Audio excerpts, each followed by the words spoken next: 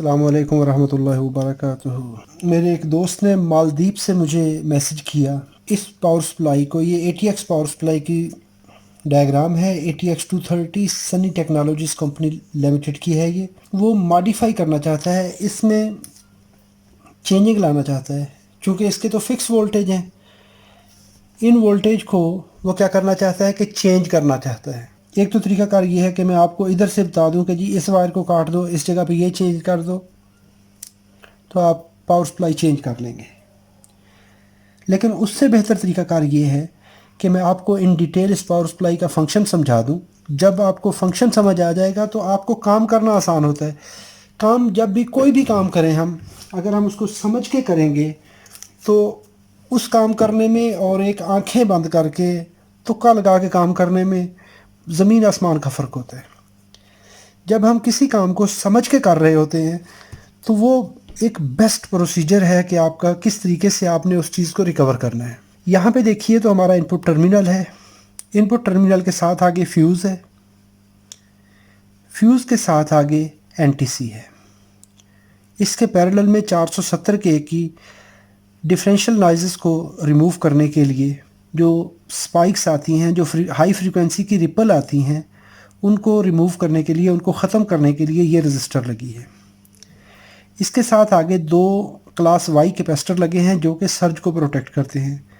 जो बहुत ज़्यादा अचानक सर्ज आती है, यानी आपकी जो फ्रीक्वेंसी आ रही है उसमें यकदम अचानक वोल्टेज बढ़ते हैं, तो उनको ख़त्म करने के लिए ये कैपेसिटर लगे।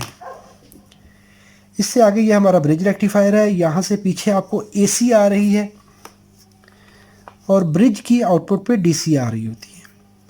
आगे सवाल ये था एक दोस्त का कि जी हम कैसे मालूम करें कि यहाँ पर वोल्टेज AC है या DC है। चलिए उसकी पहचान मैं आपको प्रैक्टिकली सर्किट पे भी बताऊंगा, और यहाँ पर बता देता हूँ कि जहाँ पर डायोड की आउटपुट लगी होगी वहाँ पे DC कैपेसिटर लगा होगा। और DC कैपेसिटर की जब आप देखते हैं, DC कैपेसिटर कौन से होते हैं जिसके ऊपर पॉजिटिव नेगेटिव मेंशन किया होता है।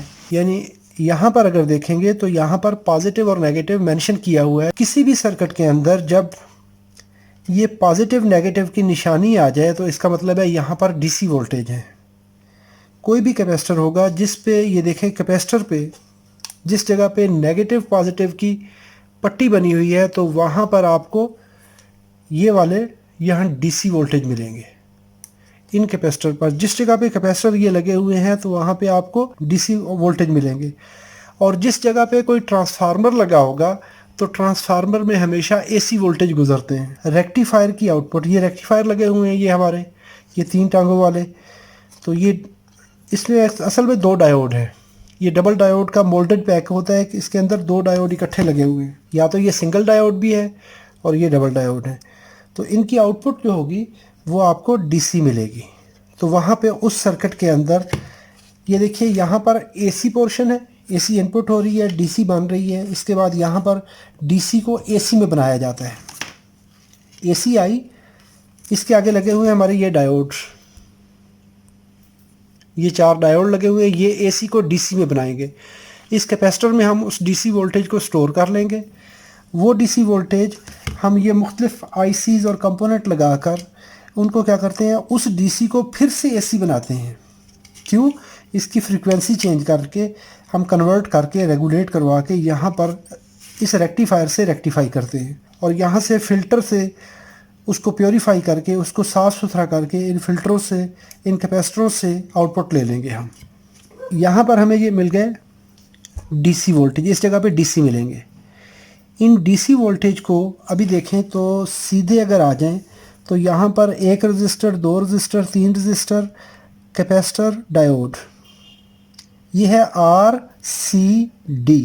इसको RCD स्नबर कहते हैं। ये RCD स्नबर सर्किट प्रोटेक्शन सर्किट लगा हुआ है इस मॉसफेट को बचाने के लिए, ताकि यहाँ पर जब वोल्टेज स्ट्रेस आएगा तो ये बहुत ज़्यादा पावर डेसिपेट ना करे। यहाँ पर आकर हमारे वोल्टेज रुके, क्योंकि इस वक्त ये हमारी जो मॉसफेट है वो काम नहीं करेगी। इन वोल्टेज को नीचे ले आएँ। जो हमारे पॉजिटिव वोल्टेज हैं यहाँ वाले, इस जगह वाले, इस पॉइंट वाले, इनको आप लेके ऐसे आ जाए नीचे। ये वोल्टेज ऐसे आए, पॉजिटिव 300 वोल्ट जो हमारे वोल्टेज हैं पॉजिटिव वोल्ट यहाँ पर है, ये वोल्टेज इस ट्रांसफार्मर पर आ गए। ये है हमारा स्टैंड बाई ट्रांसफार्मर, जो कि ये दरमियान में ये वाला छोटा यहाँ इस जगह पे लगता है। मैं आपको सप्लाई दिखाता हूँ, ये वाला ट्रांसफार्मर। ये हम जो मैंने कैपेसिटर यहाँ पर ऊपर बताए हैं, कैपेसिटर, ये वाले कैपेसिटर, ये वाले कैपेसिटर ये आ गए, ये दो कैपेसिटर। इसके पैरेलल में रजिस्टर होती हैं, ब्लीडर रजिस्टर होती हैं। जब ये पावर सप्लाई काम नहीं करती तो ये उन कैपेसिटर्स को डिस्चार्ज करती हैं, ये रजिस्टर। अच्छा, वोल्टेज यहाँ पर पहुँच गए। अभी इस छोटे ट्रांसफार्मर ने काम स्टार्ट करना है। काम स्टार्ट कैसे करेगा? अभी अगर इस साइड पे आए, एक तो ये लगा हुआ है आरसीडी, वही स्नबर सर्किट जिस तरह का वहाँ पे लगा हुआ था उस तरह ये भी है। ये कैपेसिटर, रजिस्टर और ये डायोड। इसको मैं किसी वक्त अलहदा से एक्सप्लेन करूँगा कि ये सर्किट कैसे काम करता है। इसको आप ऐसे ले आइए तो ये है 2 मेगा की रजिस्टर लगी हुई है। इसके थोड़ा सा आप नीचे आएंगे तो यहाँ पर ये जंक्शन बन रहा है और इससे नीचे एक रजिस्टर ये लगी हुई है 47 के की। और इसको थोड़ा सा राइट साइड पे ले जाए तो ये आपको ग्राउंड टर्मिनल मिलेगा।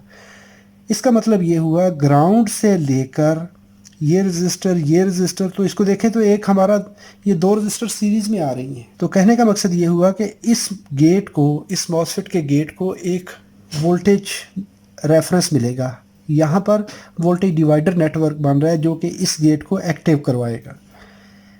जो ही एक्टिव करवाएगा तो ये मॉसफेट स्टार्ट हो जाएगी, काम करना शुरू कर देगी। जब काम करना शुरू करेगी तो ये करंट, ये देखें ग्राउंड है, यहाँ से ये डायोड तो रिवर्स बायस है, ये तो काम नहीं करेगा। अभी इसको ऐसे देख लीजिए तो इस 2 ओम की रजिस्टर है, इसका मतलब है ये एक जंपर के तौर पे काम कर रही है। इससे वोल्टेज चलेंगे, ग्राउंड लाइन को चलाएं आप यहाँ से ऐसे चलते हुए तो ये हमारा कैपेसिटर का पॉजिटिव टर्मिनल, जो कि ऊपर से पॉजिटिव वोल्टेज ब्रिज वाले आ रहे हैं, जो 300 वोल्ट हमने ये कहे थे ब्रिज की रेक्टिफाइड आउटपुट, ये कहाँ पे आ गई? इस ट्रांसफार्मर पर। अभी इस ट्रांसफार्मर में करंट चलना शुरू हो गई। तो ओहम लॉ के मुताबिक जब किसी भी रजिस्टर से करंट गुजरती है तो उसमें वोल्टेज ड्रॉप होते हैं। जब ये वोल्टेज ड्रॉप होंगे तो इन वोल्टेज को अगर देखें तो ये 36 ओम की रजिस्टर से गुजार कर यहाँ पर देखिए तो इस ट्रांजिस्टर के बेस पे अप्लाई कर दिए। जब करंट चली, करंट चलने से वोल्टेज ड्रॉप हुए, उसको लाके उसने इस ट्रांजिस्टर को दे दिया। जब इस ट्रांजिस्टर को दिया, इस ट्रांजिस्टर ने ऑन होकर क्या करना है कि एक शॉर्ट, बिल्कुल सीधा सस्ता सा रास्ता दे देना इसने। तो उस वक्त ये ट्रांजिस्टर ऑन होगा तो ये ग्राउंड लाइन क्या होगी? इस गेट पर अप्लाई हो जाएगी। पहले ये था कि ये 300 वोल्ट को ये रजिस्टर और ये रजिस्टर डिवाइड करवा रही थी। ये है 47 के की। तो जब ये ट्रांजिस्टर ऑन होगा तो इसकी 100 ओम रजिस्टर भी नहीं होती। तो इसका मतलब ये हुआ कि एक 47 के की है, एक 100 के की 100 ओम की रजिस्टर है। तो 100 ओम वाली रजिस्टर लो रेजिस्टेंस है तो लो साइड यहाँ पर कनेक्ट हो जाएगी, तो ये मॉसफेट ऑफ हो जाएगी। अभी यहाँ पर देखिए एक और काम हो रहा है कि जब ये मैग्नेटिक फील्ड बनेगा, फैलेगा, सिकुड़ेगा, इस वाइंडिंग में भी वोल्टेज इंड्यूस होंगे। मॉसफेट ऑफ हुई, इसके ऑफ होने से यहाँ से करंट चलना बंद हो गई। जब बंद हो गई तो यहाँ पर जो वोल्टेज ड्रॉप था वो फिर से ज़ीरो हो गया, क्योंकि वोल्टेज ड्रॉप तो होता है करंट के चलने से। जब करंट ही रुक गई तो वोल्टेज ड्रॉप भी रुक गया, वोल्टेज ड्रॉप रुकने से ये ट्रांजिस्टर भी रुक गया। फिर से ये रजिस्टर और ये रजिस्टर सीरीज़ में आ गई, इसका वोल्टेज लेवल फिर से बढ़ गया। यहाँ से एक ट्रिग इधर से भी आ गई। तो क्या हुआ? मॉसफेट फिर से एक्टिवेट हुई, फिर से दोबारा फिर से एक सिग्नल बना। जब फिर से सिग्नल बनना शुरू होगा, वोल्टेज ड्रॉप होना शुरू हो जाएंगे, ये फिर से ट्रांजिस्टर अपना काम शुरू कर देगा। ये इनका खेल आपस में ये चलता रहेगा। जब ये ऑफ है तो ये ऑन हो जाएगी। जब ये ऑन होगी तो इसके ऑन होने से यहाँ पर वोल्टेज ड्रॉप होंगे, ये आके इस ट्रांजिस्टर को ऑन करवा देंगी। जब ये ऑन होगा तो ये इसको ऑफ करवा देगा। क्यों? कि ये ग्राउंड अप्लाई करवा देगा, इसके गेट को लो कर देगा। जब गेट लो होगा तो ये ऑफ हो जाएगी। जब ऑफ होगी मॉसफेट तो ऑफ होने से फिर से करंट रुक जाएगी, तो ये ट्रांजिस्टर फिर से ऑफ हो जाएगा। एक दफ़ा ये ऑन, एक दफ़ा ये ऑन, ये आपस में एक दूसरे का खेल ये चलते रहेंगे। यहाँ पर देखिए तो ये जो हमारी वाइंडिंग है, एक्सिलरी वाइंडिंग, ये भी एक अपना किरदार अदा कर रही है। यहाँ से ये वोल्टेज देखिए, यहाँ से भी आकर एक जीनर के थ्रू और इस साइड पे एक अपना ये भी काम करेंगे, और साथ में ये एक ऑप्टो कपलर की पिन नंबर 4 पे अप्लाई हो रहे हैं। इसको हम बाद में देखते हैं कि ये क्या कर रहे हैं। इसको आप थोड़ा सा ऊपर ले जाइए। ये जैसे जैसे ये स्विचिंग होगी तो ये वोल्टेज बनने के बाद ये जाएंगे इस जगह पर। यहाँ पर देखेंगे तो एक डायोड लगा हुआ है D16। ये रेक्टिफाई करेगा इन वोल्टेज को, जितने भी वोल्टेज होंगे ये रेक्टिफाई होने के बाद इस कैपेसिटर पर चार्ज हो जाएंगे। ये कैपेसिटर चार्ज हुआ। आगे लगा हुआ है PNP ट्रांजिस्टर और ये इस वक्त ऑफ कंडीशन में है। ये ऑन कब होगा, इसको ऑन हम करवाएंगे। अभी जब यहाँ पर वोल्टेज बनना शुरू हो गया तो सेकेंडरी में भी वोल्टेज बने। जब सेकेंडरी में वोल्टेज बनेंगे तो एक एंड देखिए तो ग्राउंड है। जो वोल्टेज यहाँ से बने रेक्टिफाई हुए, रेक्टिफाई होने के बाद इस कैपेसिटर पे चार्ज होंगे। ये कैपेसिटर चार्ज होगा, एक फ़िल्टर लगा हुआ है, फ़िल्टर के आगे फिर कैपेसिटर है। यहाँ से वोल्टेज बनेंगे और बनने के बाद अगर देखें तो इस पॉइंट पे आए और दाईं साइड पे चले जाइए तो यहाँ पर 5 वोल्ट SB, इसको कहा जाता है स्टैंड बाई वोल्टेज। ये जो हम कहते हैं कि कंप्यूटर की पावर सप्लाई की पर्पल वायर से आउट होते हैं, ये इस वायर से आउट होते हैं, जामुनी रंग की तार से आउट होंगे। इसको कहा जाता है ये स्टैंड बाई वोल्टेज है। अच्छा, अभी इन्होंने कुछ और काम भी करने हैं इन वोल्टेज ने। वो कौन कौन से हैं तो यहाँ पर देखिए तो एक डायोड से गुजरने के बाद इस IC की TPS 5510P ये IC है। ये वोल्टेज सुपरवाइज़र IC कहते हैं इसको। इसकी पिन नंबर 7 पे आ गए। अभी ये IC 7 नंबर पिन पे आ गया और पिन नंबर 2 इसकी ग्राउंड है, तो ग्राउंड ये वाला इसको आ गया। तो इसका मतलब हुआ इस IC को पावर मिल गई तो ये पावर ऑन हो जाएगी, ये अपना काम करने के लिए रेडी हो जाएगी। किसी भी IC को जब VCC वोल्टेज अप्लाई हो जाते हैं और ग्राउंड मिल जाता है तो वो IC काम करने के लिए रेडी हो जाती है, उसको काम करना चाहिए। अभी इसको वोल्टेज कितने मिले, 5 वोल्ट यहाँ से आए, 0.5 इसने ड्रॉप किए, 4.5 वोल्ट यहाँ पे आ जाएंगे पिन नंबर 7 पर। यहाँ पर देखें तो इस ऑप्टो कपलर की पिन नंबर 1 पे वही स्टैंड बाई वोल्टेज जो हमने कहा था यहाँ से बन के आए वो यहाँ पर आके पिन नंबर 1 पे अप्लाई हो गए। जब इसको 7 नंबर पिन पे वोल्टेज मिल गए, 2 नंबर पिन ग्राउंड है। अच्छा, यहाँ पर पिन नंबर 3 इसकी आउटपुट है, FPO बार आउटपुट है इसकी, यानी जब ये काम करना शुरू करेगी तो इसकी आउटपुट लो होगी, अदरवाइज़ ये आउटपुट इसकी इन्वर्टेड आउटपुट है, ये हाई रहेगी। कब ये हाई रहेगी, ये वाली वायर पे वोल्टेज गए और साथ में एक ग्रीन वायर होती है जिसको हम कहते हैं PS ऑन कमांड। ये वाली ग्रीन वाली वायर होती है इस हार्नेस के अंदर, ये ग्रीन वायर है। सब्ज़ रंग की तार पे जब सिग्नल 5 वोल्ट होगा तो उस वक्त ये 5 वोल्ट का मतलब होता है कि इसको पावर ऑफ रखो। जब इस पर 5 वोल्ट आएंगे तो ये सिस्टम ऑफ रहेगा।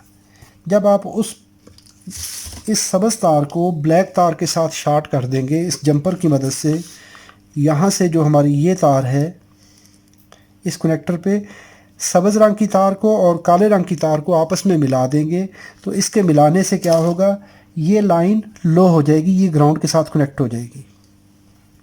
जब ये ग्राउंड के साथ कनेक्ट हुई तो उसके 75 मिलीसेकंड के बाद पिन नंबर 3 से आउटपुट होगी। वो आउटपुट क्या होगी कि ये IC जब इसको ये कमांड मिलेगी तो ये फ़ौरन उस पिन को लो कर देगी, इसको डिबाउंस टाइम कहते हैं। तो ये डिबाउंस कर देगी, पिन नंबर 3 को लो कर देगी। अभी पिन नंबर 3 जब लो होगी तो क्या होगा, ये 470 ओम की रजिस्टर है, इसके थ्रू होते हुए पिन नंबर 2 पे ग्राउंड अप्लाई होगा। पिन नंबर 1 पर 5 वोल्ट आए और यहाँ से इस IC ने ग्राउंड दे दिया। जब ये ग्राउंड मिल गया तो ये ऑप्टो कपलर ऑन हो गया। जब ये ऑप्टो कपलर ऑन हुआ,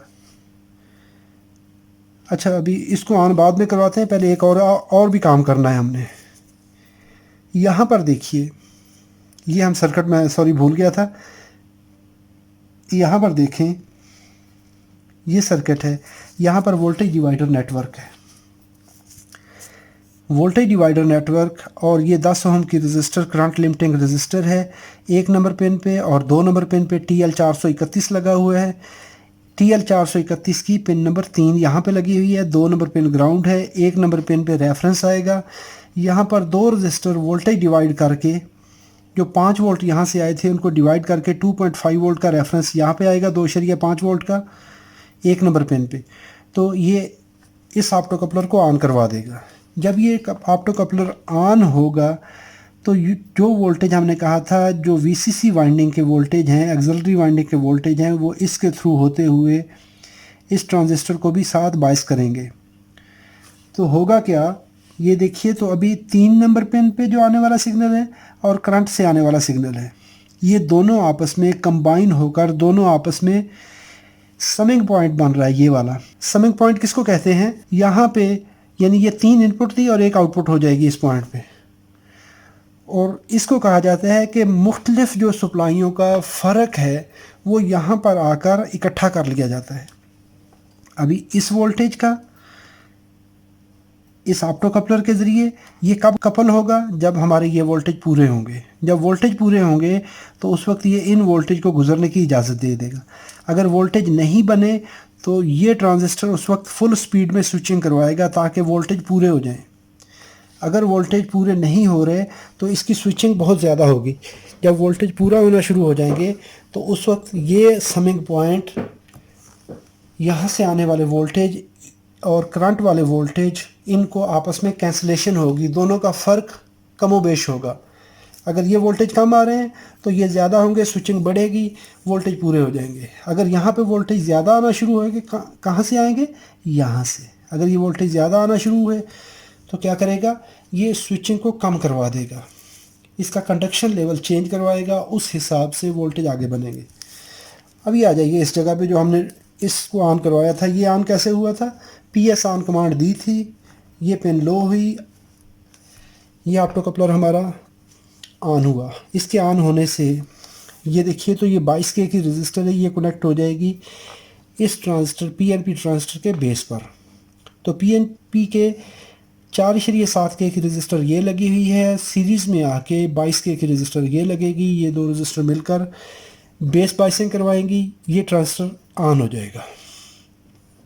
पहले PNP ट्रांजिस्टर के बेस पर उसने पॉजिटिव अप्लाई किया था तो उसने इसको ऑफ़ करवा दिया था, पहले इंटरलॉक था, लेकिन अभी ये ऑन हो जाएगा। जब ऑन होगा तो जो वोल्टेज एमीटर पे रुके हुए थे, जो रेक्टिफाई हो के हमने इस कैपेसिटर पे कहा था कि ये वोल्टेज बने हैं, तो ये वोल्टेज गुजरेंगे और यहाँ पर हमारी लगी हुई है स्विचिंग IC UC3843, इसको बाइसिंग वोल्टेज मिल जाएंगे।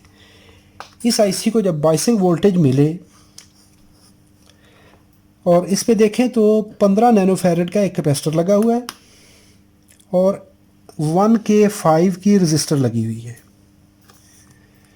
अच्छा, पिछले दिनों में मुझे एक मैसेज आया था कि सर 3843 ये तो टोटल 40 किलो हर्ट्ज़ पे काम करती है, इससे ज़्यादा फ्रीक्वेंसी के लिए कौन सी IC यूज़ करेंगे। उसके लिए मैं आपको एक बता दूं कि ये IC जो 3842, 3843, 44, 45 ये 500 किलो हर्ट्ज़ तक काम करती हैं। इनको आप एडजस्ट कर सकते हो अपनी मर्ज़ी से, कौन किस तरह। ये 2 कंपोनेंट, एक ये रजिस्टर, एक ये रजिस्टर, जो पिन नंबर 8 से लेके, ये इस IC की पिन नंबर 8 है, पिन नंबर 8 से ये रजिस्टर, ये कैपेसिटर, ये 2 चीज़ें जब आप लगा लेंगे तो यहाँ पर जो हमारी वैल्यू बनेगी फ्रीक्वेंसी की, वो आप कैलकुलेट कर सकते हो। 172 बटा RT मल्टीप्लाई बाई CT। तो CT जो है हमारा वो है 15 नैनोफैरड का, 15 को 4, 5, 6, 7, 8, 9, ये नैनोफैरड की वैल्यू है। तो ये तकरीबन ये वैल्यू आ गई हमारी फ्रीक्वेंसी की 76 किलो हर्ट्ज़, आप 75 किलो हर्ट्ज़ कह सकते हैं। यानी 75 किलो हर्ट्ज़ पे 75 किलो हर्ट्ज़ पे ये IC काम शुरू कर देगी। जब इस IC को ये हमारे पिन नंबर 7 पे VCC सप्लाई मिल गई, कब मिली, जब ये हमारा ऑप्टो कपलर ऑन हुआ। इस IC ने स्विचिंग शुरू की, पिन नंबर 6 से आउटपुट मिलना शुरू हो गई, 5 नंबर पिन ग्राउंड है इसकी, RTCT और ये है इसकी करंट सेंस रजिस्टर। उसी तरह जैसे हमने यहाँ पर कहा था उसी तरह ये एक रजिस्टर लगी है 0.22 ओम की, 0.22 ओम की रजिस्टर है। ये करंट को सेंस करेगी, कितनी करंट फ्लो करेगी, उसी तरीके से ये यहाँ पर फीडबैक देगी। आई सेंस जो हमारी है करंट सेंस, ये पिन नंबर 3 पे कनेक्ट होगी, पिन नंबर 2 पे फीडबैक है, पिन नंबर 1 कंपनसेशन है। इनको हम चेक करते हैं कैसे कैसे ये काम करेंगी। यहाँ पर पिन नंबर 6 से ये हमारी मॉसफेट जो है वो शुरू कर देगी अपना फंक्शन। जब ये ऑन हुई, इसके ऑन होने से ये मैग्नेटिक फील्ड यहाँ पर बनेगा, वोल्टेज सेकेंडरी में आएंगे। यूँ ही ये ऑन होना शुरू होगी तो ये करंट को भी सेंस करेगी, और जब ये वोल्टेज बनेंगे तो वोल्टेज बनने से हमें आउटपुट में वोल्टेज मिलना शुरू हो जाएंगे। कैसे, इस वाइंडिंग को देख लें, ये रेक्टिफायर है, ये रेक्टिफाई करेगा, 12 वोल्ट सेक्शन मिल जाएगी हमें। इसको देखिए तो ये एंड है, यहाँ पर देखिए तो जंक्शन बन रहा है, ऊपर एक डायोड है। ये रेक्टिफाई होने के बाद इस आईसी की PGI इनपुट पे पिन नंबर 1 पे पावर गुड इनपुट सिग्नल उस पर आ जाएगा। तो ये इसको पावर गुड का सिग्नल मिल जाएगा कि जी पावर ठीक है। अगर ये वोल्टेज यहाँ पे सही नहीं होंगे तो ये आईसी नेक्स्ट सर्किट को ऑफ करवा देगी। अच्छा, यहाँ पर देखिए तो ये रेक्टिफायर है, इस रेक्टिफायर की आउटपुट है, ये +5 वोल्ट मिलेंगे हमें यहाँ पर। इसके बाद इसको देख लीजिए तो यहाँ पर एक वाइंडिंग है, रेक्टिफायर है, और यहाँ से एक मॉसफेट लगी हुई है, रेगुलेटर इसको कहते हैं, 3.3 वोल्ट का रेगुलेटर है। इसको TL431 लगाकर, एक TL431 लगाकर इसको रेगुलेट करवाया जाता है। ये 3.3 वोल्ट हमें ये आउटपुट में मिलेंगे। ये सेंस लाइन है, ये कंप्यूटर के मदरबोर्ड से ये लाइन ऐसे वापस आती है। तो ये एग्जैक्ट परफेक्ट 3.3 वोल्ट पूरे के पूरे 3.3 इसको यहाँ पे मिलेंगे। 7905 लगी हुई है, ये -5 वोल्ट देगी आपको। अभी -5 +12 -12 +5 +3.3 वोल्ट ये सारे मिलना शुरू हो गए। एक तो सप्लाई ये वाली 12 वोल्ट की, इसको नीचे ले आए। एक तो जंक्शन बन रहा है ये वाला, इसको भी हम देख लेते हैं, और एक इसको नीचे ले आइए। जब नीचे लाएंगे तो यहाँ पर एक डायोड लगा हुआ है, इस वाला। पहले देखिए तो एक डायोड ये था, और यहाँ पे हमारे SB वोल्टेज आ रहे थे स्टैंड बाई इस पावर सप्लाई के, इस सप्लाई के वोल्टेज आ रहे थे इस आईसी को। लेकिन अभी क्या होगा कि जब ये सेक्शन ऑन हुआ तो ये 12 वोल्ट, पहले ये 5 वोल्ट आए, अभी जब ये सेक्शन ऊपर वाला ऑन हुआ तो ये वोल्टेज इसको इस डायोड के ज़रिए मिले। जब इस डायोड के ज़रिए वोल्टेज मिले तो इस आईसी की VCC वोल्टेज की रेट ज़्यादा हो गई। पहले 4.5 मिले थे, अभी ये 11.5 मिलेंगे, क्योंकि ये 11.5 4.5 से ज़्यादा है, तो हमें ये वोल्टेज यहाँ पर मिल गया। अच्छा, साथ में देखिए तो ये 5 वोल्ट ये भी इसकी पिन नंबर 6 पे आ गए। 3.3 वोल्ट आए पिन नंबर 5 पे, 3, 6, 5 पे ये वोल्टेज आए। अभी जब ये 12 वोल्ट आए तो इस आईसी के वोल्टेज बढ़ गए, 5 वोल्ट भी मिल गए, 3.3 भी मिल गए। जब ये वोल्टेज 1, 2, 3 और चौथा ये 5 वोल्ट को फिर ये सेंस करेगा, पावर गुड सिग्नल को यहाँ से डायरेक्टली सेंस कर रहा है। तो जब ये सारी सप्लाइयाँ इसको मिलेंगी, पावर ऑन कमांड भी है, तो ये इस पिन को लो करेगी। अभी कोई भी सप्लाई अपनी लिमिट से ज़्यादा जाएगी, आप कहते हैं ये इसमें कोई शॉर्ट सर्किट आया, ये पिन डाउन हुई, ये फ़ौरन क्या करेगी, इस ऑप्टो कपलर को ऑफ़ करवा देगी। जब ये ऑप्टो कपलर ऑफ़ हुआ, ट्रांजिस्टर ओपन हुआ, इसकी पिन नंबर 7 पे वोल्टेज रुक गए। जब वोल्टेज रुके सारा सर्किट ऑफ हो गया। आप कहते हैं कि पावर सप्लाई ऑन की, ऑन होते ही थोड़ी देर बाद पावर सप्लाई ऑटोमेटिकली ऑफ हो जाती है, तो उस वक्त ये आईसी अपना फंक्शन कर रही होती है, इसको कोई चीज़ सही नहीं मिल रही, अपनी जो इसकी लिमिट है उससे ऊपर या नीचे मिल रही है। अगर आप कहते हैं कि 12 वोल्ट की जो सप्लाई है वो आपकी 12 की बजाय 13 वोल्ट हो गई है, तो ये आईसी उसको ऑन नहीं होने देगी। ये बड़ा मज़े का खेल होता है इसमें।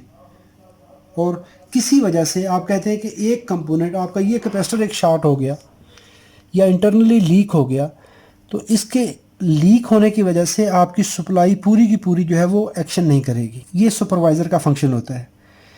इसमें अगर ये 3.3 वोल्ट रेगुलेटेड नहीं है, आपका ये मॉसफेट काम नहीं कर रहा, कोई भी काम नहीं हो रहा, तो ये आईसी फ़ौरन से क्या करेगी, इसको ऑफ़ करवा देगी। क्या करेगी, अपनी पिन नंबर 3 को हाई कर देगी। पहले ये ग्राउंड लेवल जा रहा था, अभी ये इसको 5 करेगी। जो ही 5 वोल्ट करेगी, इस ऑप्टो कपलर की पिन 1 पे भी 5 वोल्ट हैं, पिन 2 पे भी 5 हो जाएंगे, तो ये ऑप्टो कपलर ऑफ हो जाएगा। ऑप्टो कपलर को काम करने के लिए लाजमी है कि एक पिन हाई हो और दूसरी पिन लो हो। ये 12 वोल्ट देखिए यहाँ से आए, ऐसे आए, ये एक 2.2 के का रजिस्टर है, पिन नंबर 1 पे लगा हुआ है। ये है करंट लिमिट रजिस्टर। 5 वोल्ट का ये लाइन है, इसको ऐसे ले आइए तो ये एक 5.67 के की रजिस्टर है। इसके साथ देखें तो यहाँ पर आकर ये जंक्शन बन रहा है। इसके साथ 120 के की और 1.57 के की रजिस्टर है। तो पिन नंबर 1 पे TL 431 की पिन नंबर 1 पे आ जाएगी। यहाँ पे अभी काफ़ी TL 431 लगे हुए हैं, किस किस को आप देखेंगे। एक ये लगा हुआ है, एक ये लगा हुआ है, ये वाला। तो ये 3 TL 431 लगे हैं, लेकिन हर एक का फंक्शन मुख्तलिफ है। जब ये वोल्टेज पूरे होंगे तो 12 वोल्ट यहाँ पे आ गए, तो 5 वोल्ट की सप्लाई यहाँ पर आ गई। ये दोनों सप्लाइयाँ यहाँ पर आकर इस ऑप्टो कपलर को ऑन करवाएंगी, अगर ये विद इन लिमिट है। अगर इनकी लिमिट आउट ऑफ लिमिट है, अभी इसने तो ऑन करवा दिया। अभी देखें 2 तरह की प्रोटेक्शन आ गई। एक तो ये वाला ऑप्टो कपलर उसको वोल्टेज एडजस्ट करवाएगा। कैसे करवाएगा, जब ये ऑन होगा तो इसकी पिन नंबर 8 जो रेफरेंस पिन है, जो 5 वोल्ट इसके आउटपुट होते हैं, वो यहाँ से चलेंगे, पिन नंबर 4 से होते हुए पिन नंबर 3 से निकलेंगे, और यहाँ पर 2.2 के की रजिस्टर है, 10 के की रजिस्टर है, और ये पिन नंबर 2 पे कनेक्टेड है, और साथ में 15 के की रजिस्टर लगकर कंपनसेशन पिन पे लगी हुई है। ये है इसकी एडजस्टमेंट पिन। करंट भी सेंस हो रही है, अभी वोल्टेज की फीडबैक भी आएगी, तो ये आईसी अपना ड्यूटी साइकिल एडजस्ट करेगी और इसको ऑन ऑफ करवा कर यहाँ पर जो वोल्टेज हैं वो रेगुलेट करवाएगी। ये तो था इसका फंक्शन। अभी देखिए अभी प्रॉब्लम कहाँ पे आएंगे। सबसे जो बुरा प्रॉब्लम है, जो सबसे बड़ा प्रॉब्लम है, कि ये पावर सप्लाई ऑन होती है और उसके बाद ऑफ हो जाती है।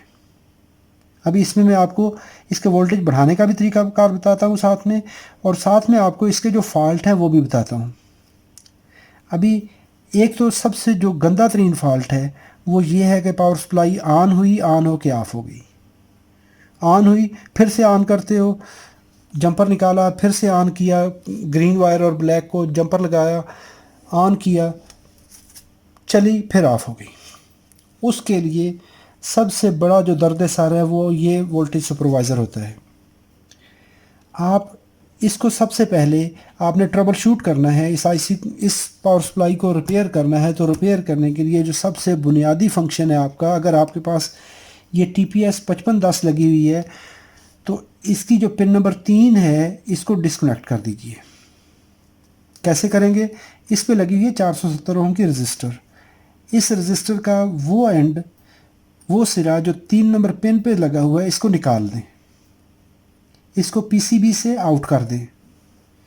जो पिन नंबर 2 के साथ जा रहा है, ऑप्टो कपलर की पिन नंबर 2 पे कनेक्ट है, वो उसको रहने दें। जो यहाँ पर लगा हुआ है इसको रिमूव कर दें, PCB से निकालें, निकाल कर इसको ग्राउंड कर दें। 2 तरीके से ग्राउंड कर सकते हैं आप। एक तो इसको आप निकालें और पिन नंबर 4 के साथ कनेक्ट कर दें। पिनों को आपस में शार्ट नहीं करना, रजिस्टर को इस एंड को निकालें, पिन नंबर 4 के साथ कनेक्ट कर दें, तो ये आपके इस जंपर से ऑन ऑफ होगी। लेकिन अगर आपने अभी ये ग्राउंड करने से क्या होगा, दो तरीके आ गए अभी आपके पास। एक तरीका है कि आप डायरेक्टली ग्राउंड कर दें, तो जो ही आप पावर लगाएंगे तो इसकी आउटपुट आना शुरू हो जाएगी। आप इसको ग्राउंड कर दीजिए।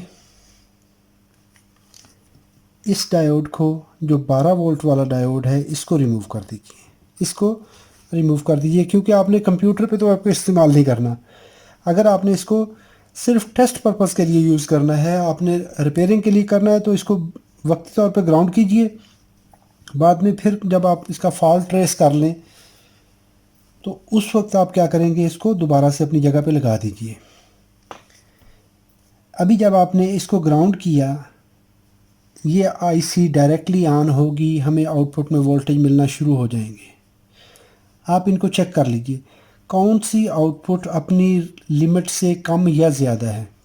फॉर एग्ज़ाम्पल आपने इसको ऑन कर लिया, अभी आपको इस 12 वोल्ट की बजाय 10 वोल्ट मिल रहे हैं, तो इस सर्किट को चेक कर लीजिए। आपको ये सारी आउटपुट ठीक हैं, ये 5 वोल्ट की बजाय आपको 4 मिल रहे हैं। इसका मतलब है कि इस सेक्शन में प्रॉब्लम है। फॉर एग्ज़ाम्पल आपकी 3.3 वोल्ट की आउटपुट सेक्शन ऑफ है। अगर तो ये आईसी अपना फंक्शन कर रही है तो आप इसको चेक नहीं कर सकेंगे, क्योंकि जो ही ऑन करना है इसने देखना है आउटपुट नहीं है। फॉर एग्ज़ाम्पल आपकी ये आईसी जो है, ये एफईटी जो है, ये काम नहीं कर रही। अभी ये मॉसफेट काम नहीं कर रही, आपको आउटपुट नहीं मिलेगी। ये IC on, power supply on होगी, ऑन होते ही ऑफ हो जाएगी, आपको चेक करने का मौका ही नहीं मिलेगा। लेकिन अगर आपने इसको ग्राउंड कर लिया, आपने इसका फंक्शन ख़त्म कर दिया, इसको बाईपास कर दिया, अभी यहाँ से आपको बड़ी आसानी से मल्टीमीटर लगाइए हर आउटपुट पर और चेक करते रहिए। और ऐसा करने से आपको एक फ़ायदा ये भी होगा कि जो कंपोनेंट आपका ख़राब होगा वो हीट अप होगा। आप बड़ी आसानी से इन कंपोनेंट पर नज़र रखते हैं कि कौन सा कंपोनेंट हीट अप हो रहा है, तो आपको फ़ौरन से पता भी चल सकता है कि जी ये एरिया जो कंपोनेंट ख़राब होगा वो कंपोनेंट हीट अप होगा। आप उसको रिमूव कीजिए, रिप्लेस कर दीजिए। मिसाल के तौर पे जब आपने इस आउटपुट को रिमूव किया, ग्राउंड कर दिया, जो आपकी अगर 3.3 वोल्ट की सेक्शन काम नहीं कर रही, अगर आपने उसको रिकवर कर लिया, आप दोबारा से इस पिन को लगाएंगे, आपकी पावर सप्लाई ठीक हो जाएगी। अच्छा, ये है हमारा एक तरीकाकार। अभी इसको बाईपास तो हमने कर लिया। अगर आपने इसकी आउटपुट बढ़ानी या कम करनी है, इसको वेरिएबल करना है, एडजस्टेबल करना है, इस पिन को ग्राउंड कर दीजिए। तो TPS 5510 जो है ये हमारी डिस्कनेक्ट हो गई। तो आप दूसरा काम, अभी क्योंकि आपने वोल्टेज बढ़ाने हैं, तो इसकी ये स्टैंडर्ड आउटपुट है 12 वोल्ट। तो अगर आप 12 को 16-17 वोल्ट पे लेके जाएंगे तो सबसे पहले आपकी ये आईसी उड़ेगी। क्यों? कि इसके VCC वोल्टेज इसकी लिमिट से ज़्यादा हो जाएंगे। तो आप जो 12 वोल्ट की लाइन में जो डायोड आ रहा है इसको रिमूव कर दीजिए, ताकि ये 5 वोल्ट में मिलते रहेंगे इस आईसी को। ये तो ठीक है स्टैंड बाई वोल्टेज, लेकिन उससे ज़्यादा इसको मिले ही नहीं। तो ये लाइन आप डिस्कनेक्ट कर दो, ये डायोड निकाल दो। इसको ग्राउंड कर दिया, इसको निकाल दिया। तीसरा काम अभी आपने क्या करना है, ये रजिस्टर, ये वाली इस ट्रैक को यहाँ से कट कर दीजिए। इस रजिस्टर के इस एंड से ट्रैक कट कर दीजिए, और ये रजिस्टर जो है इसको भी रिमूव कर दें। इस रजिस्टर की जगह पे आप रजिस्टर लगा दीजिए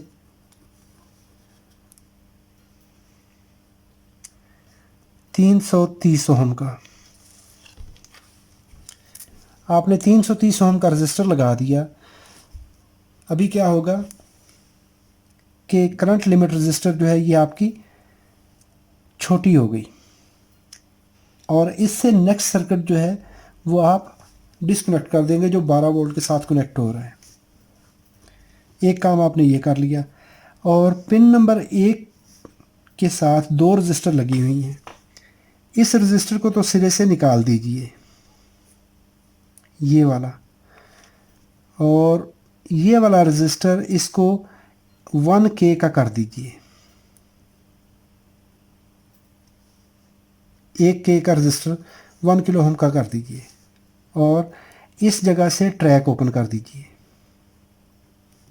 इस साइड से ट्रैक ओपन कर दीजिए।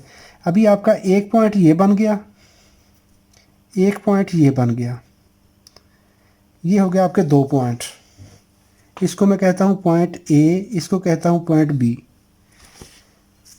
अभी आपकी क्या करेंगे, 1K की रजिस्टर लें, 5K का पोटेंशियोमीटर लें, पोटेंशियोमीटर की पिन 1 और 2 को शॉर्ट कर दीजिए। ये हो गई 1, 2 और 3। 2 और 3 को या 1 और 3 को शॉर्ट कर लें, ठीक है जी। ये इस तरह हो गया। अभी आप इस पॉइंट को, ये वाला पॉइंट जो है इसको पॉइंट B पे लगा दीजिए, ये वाला पॉइंट B पे लगा दीजिए, और ये वाला पॉइंट आपका चला जाएगा A पर, और इसको इस SB वोल्टेज के साथ मिला दीजिए। SB वोल्टेज आएंगे इस रजिस्टर पर 1K की रजिस्टर पर, और साथ में आपकी 5K की रजिस्टर वेरिएबल रजिस्टर लग गई। वेरिएबल रजिस्टर की पिन ये किसी भी तरह की आप नॉब वाली लगाते हैं, आप स्क्रू ड्राइवर से एडजस्ट होने वाली लगाते हैं, जो भी लगाएंगे 5K की लगा लें। वो लगा के इसको ऐसा कर लीजिए, पिन नंबर 2 को इस पॉइंट को इससे मिला दीजिए, जो आपके TL431 की पिन नंबर 1 पे लगेगा। ऐसा करने से क्या होगा कि ये वोल्टेज 1K की रजिस्टर, 5K का पोटेंशियोमीटर और ये 1K की रजिस्टर, ये एक सीरीज़ नेटवर्क बन जाएगा। यानी इसको आप B के साथ मिला देंगे इस जगह पर। तो ऐसा करने से हमारा ये 431 एक एडजस्टेबल रेफरेंस लेगा हमारे इस VCC से। अभी ये आपका सर्किट यहाँ से डिस्कनेक्ट हो गया। जो आउटपुट आपने लेनी है वो आप क्या करेंगे, यहाँ से आउटपुट ले लेंगे। एक तरीकाकार ये है, और दूसरा तरीकाकार ये है कि यहाँ से अगर इसके साथ नहीं मिलाते तो ये 5 वोल्ट के साथ मिला दीजिए। ये ज़्यादा बेहतर है, आप इसके साथ ना करें, ये इसके साथ ना कीजिए। यहाँ पर ये पॉइंट A जो है, ये वाला पॉइंट, इसको 5 वोल्ट से मिला दें।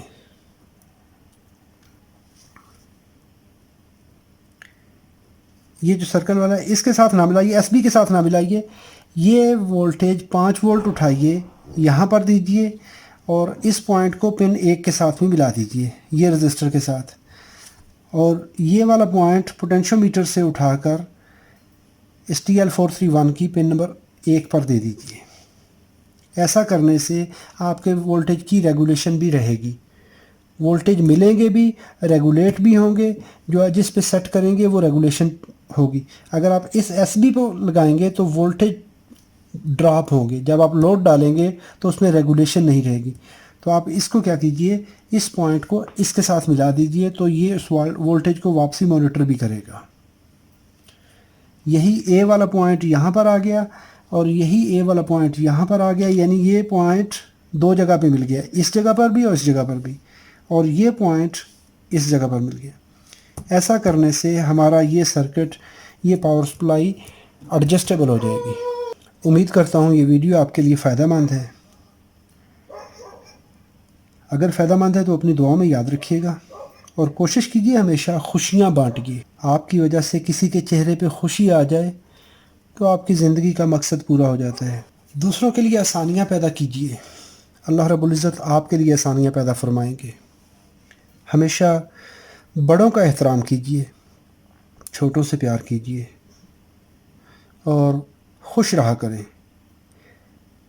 ऐसे ही छोटी छोटी चीज़ों को लेके परेशान नहीं होते, परेशान ना हुआ करें, खुश रहा करें और हमेशा अपनी खुशियाँ दोस्तों के साथ, दूसरों के साथ शेयर कीजिए। ज़िंदगी को बांट के जिए तो ज़िंदगी बड़ी खुशी से गुज़रती है। कभी भी अपने आप को ऐसे ही छोटी छोटी चीज़ों पे परेशान कर लेना, एक चीज़ आपके अपने हाथ में होती है। आप अगर उसको कर सकते हो, नहीं किया तो आपकी गलती है, उस पर परेशान होना क्यों भाई? आपका काम था, आपने नहीं किया, कोई बात नहीं। तो इन चीज़ों को ऐसे ही परेशान ना हुआ करें। अगर आपको किसी चीज़ का पता है आप शेयर कीजिए। अगर मेरे इस डायग्राम में, इस वीडियो में कोई कमी कोताही है, आप सजेशन दिया कीजिए, मुझे आपकी राय का इंतज़ार रहता है। और दूसरी एक सबसे बड़ी माज़रत कि मुझे व्हाट्सएप मैसेज बहुत ज़्यादा आते हैं और तकरीबन कम से कम 1000 से ज़्यादा मैसेज मुझे एक दिन में व्हाट्सएप पे आते हैं। इसी तरह कमेंट्स मेरे दोनों चैनल्स पे, इंग्लिश पे भी और उर्दू पे भी। तो इतने ज़्यादा कमेंट्स पढ़ के अभी अगर मैं सारा दिन आपके कमेंट पढ़ के आपको सिर्फ जवाब दूं, उनमें सिर्फ थैंक्स लिखता रहूं, उसमें कुछ भी ना कहूं आपको, तो भी मेरे कम से कम 4-5 घंटे लगते हैं। तो जब आप तकरीबन, क्योंकि जब व्हाट्सएप पे आप लोग मैसेज करते हो, छोटे छोटे क्वेश्चन भी होते हैं, बड़े क्वेश्चन भी होते हैं, और उसमें कुछ ऐसे क्वेश्चन हैं कि अगर आपका एक क्वेश्चन का जवाब देने के लिए मुझे कम से कम 2 दिन का टाइम चाहिए। यानी कंटिन्यू मैं 2 दिन आपके काम पे आपके क्वेश्चन का, आपके सवाल का जवाब दूँ तो मुझे 2 दिन लगेंगे, यानी उस पे मुकम्मल वर्कआउट करके तो आपको जवाब देना, तो वो मेरे लिए काफ़ी मुश्किल हो जाता है। तो मैं उन दोस्तों से भी माज़रत चाहूँगा जिनको मैं प्रॉपर रिप्लाई नहीं कर पा रहा, कि मैं लेट हो जाता हूँ। आप लोग कहते हैं कि जी आप कमेंट पढ़ते नहीं हैं, आप रिप्लाई नहीं करते। तो एक्चुअल दिक्कत ये आती है कि मैं अपने ऑफ़िस को भी डील कर रहा हूँ, अपने प्रोजेक्ट को भी डील कर रहा होता हूँ और साथ में मैं टाइम निकालता हूँ। फिर मुझे इतने व्हाट्सएप का मैसेज पढ़ के जवाब देना वो मेरे लिए मुश्किल हो जाता है। प्लस फिर कमेंट्स को भी देखना होता है कि आपके जो सवाल जवाब आते हैं, और इतने सवाल जवाब आते हैं। ठीक है, सवाल जवाब आपका हक है और आप कीजिए। मुझे जितने हो सकते हैं मैं जवाब देता हूँ। अभी मेरे पास तकरीबन मेरे ख्याल में कोई 700 से ज़्यादा तो मेरे पास वीडियो की रिक्वेस्ट आ चुकी है, तो जिनको मैं अभी बना नहीं पा रहा। चलें, कोई बात नहीं, अभी टाइम टू टाइम मैं एड्रेस करता रहूँगा। अपना बहुत सारा ख्याल रखिएगा, अपनी दुआओं में याद रखा कीजिए। अस्सलामु अलैकुम वरहमतुल्लाहि वबरकातुहू।